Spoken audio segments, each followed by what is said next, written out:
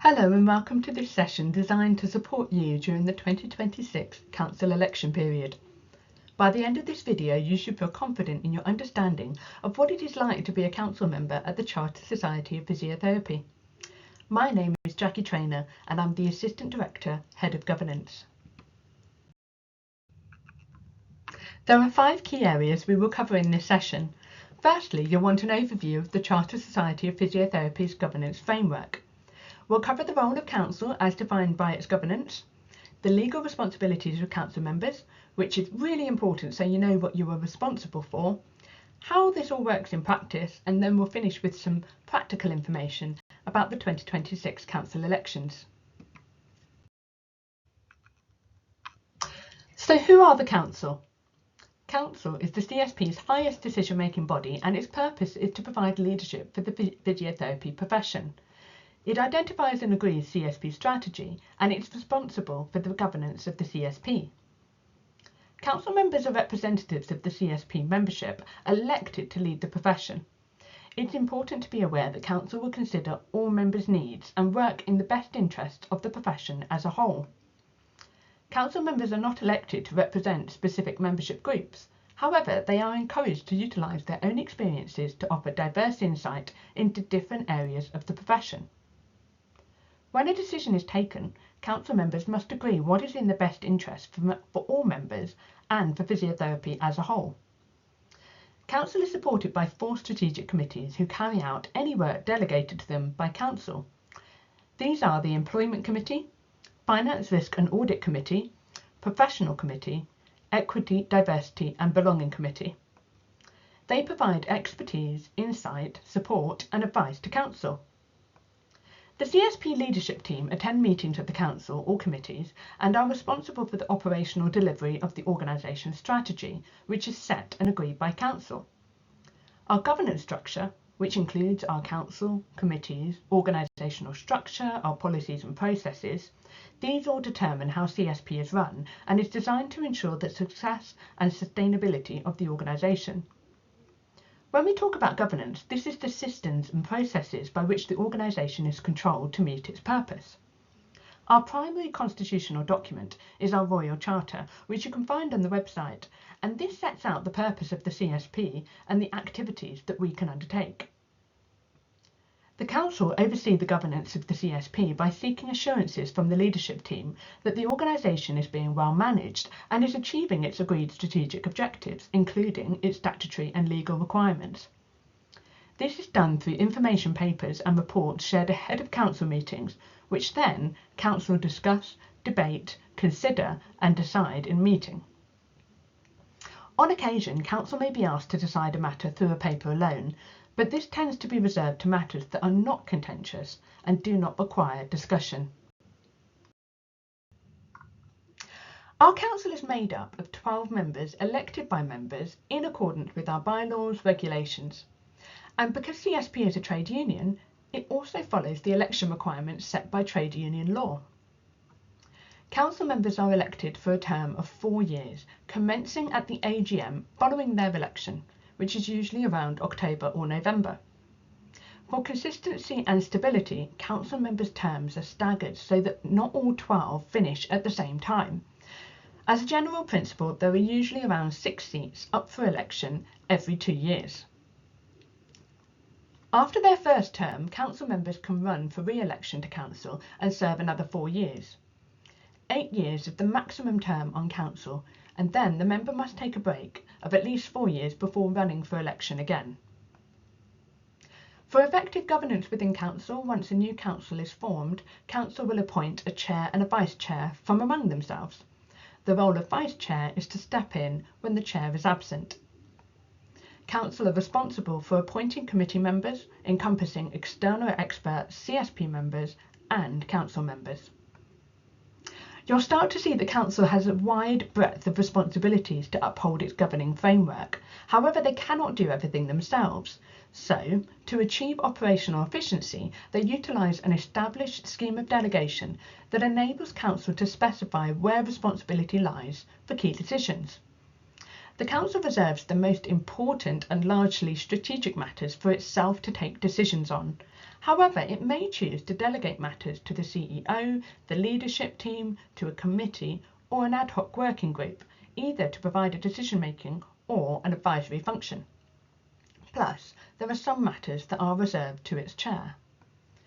The scheme of delegation also imparts the more operational decision-making to our CEO, such as the implementation of the strategic objects and the running of day-to-day operations.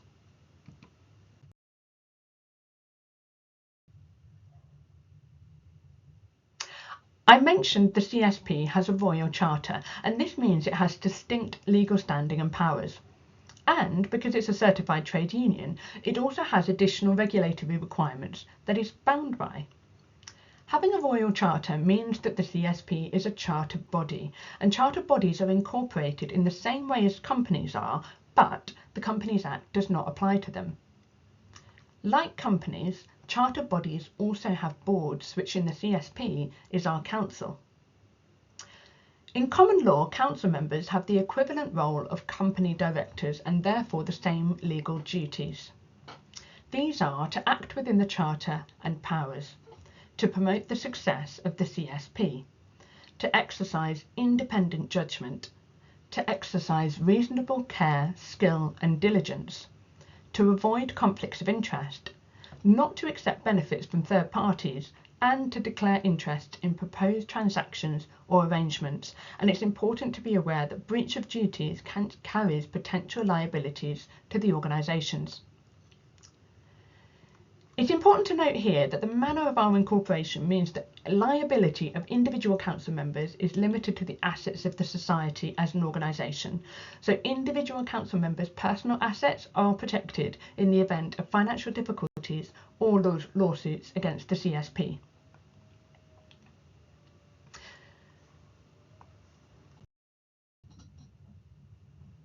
So what does this all mean in practice? Council has 6 business meetings each year, and these are a combination of virtual and in person. You will receive papers 1 to 2 weeks in advance, and these are typically around 150 pages. And we also provide videos to help support some of the more technical matters. Decisions between meetings you may expect to get in the region of 10 a year, which are received by email, and as I mentioned earlier, are usually the non-contentious items. You may be asked to join a CSP committee or observe country board meetings. You will be expected to attend events such as the annual representative conference and annual general meeting. There are also informal meetings and chats that take place between council members so they feel connected and they can discuss things. And then lastly, you will be supporting the CSP and engaging and liaising with members. So what does the typical work of council involve? Well, work is wide-ranging, but the examples and key areas for council are the setting of the strategy. The current strategy will end in 2027, and so as a council there'll be an exciting opportunity to get involved in the new strategy and planning process. Council is responsible for approving the operational plan, budget and communication strategy. They also make key decisions on membership subscriptions and annual accounts following recommendation from its Finance, Risk and Audit Committee, and it will also get involved in agreeing responses to resolutions from the annual representative conference. Council also monitor CSP's management accounts, strategy performance and risk reports. Apart from the appointment of the CEO, the Council does not get involved in operational or staffing decisions, as these are delegated to the CEO to deliver against the agreed strategy.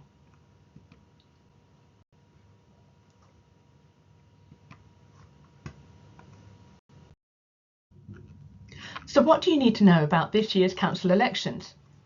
As a trade union, our elections must be carried out by an independent scrutineer to ensure that the process is conducted appropriately, fairly and free of influence. That independent scrutineer is Civica, and they will be handling all the arrangements for this election. So the things to remember are there are 5 seats up for election for a 4-year term. Nominations open from the 16th of March and close on the 11th of May. So make sure to plan and put your nomination in early to avoid disappointment. as once nominations close, late applications are unable to be accepted. Voting will then open from the 1st of June until the 6th of July and will be carried out via post in line with our current election regulations. So again, encourage members and yourselves to place votes early, and then the results will be announced on the 13th of July. For newly appointed council members, they will receive support and inductions throughout August to November, and this will include in-person induction days on the 16th of September and 1st of October. On the 2nd of October, you'll be able to observe the last council's meeting. Your term would officially start from the 21st of November, which is the date of the AGM, and then the first meeting of new council is on the 1st of December. If you would like to know more, all information relating to the 2026 council elections is on the council elections webpage. And there is a QR code on this slide if you would like to scan it and be directly to that page, where you will find answers to all the questions members have asked in the past about elections and the nominations process. The page also includes a link to the nominations site where you can complete an application. If you would like assistance completing the form or you have access needs, you can contact Civica directly, and the information to contact them will also be on the nomination site. Of course, you can also contact us in the governance team. I hope this video has been useful and I wish you luck.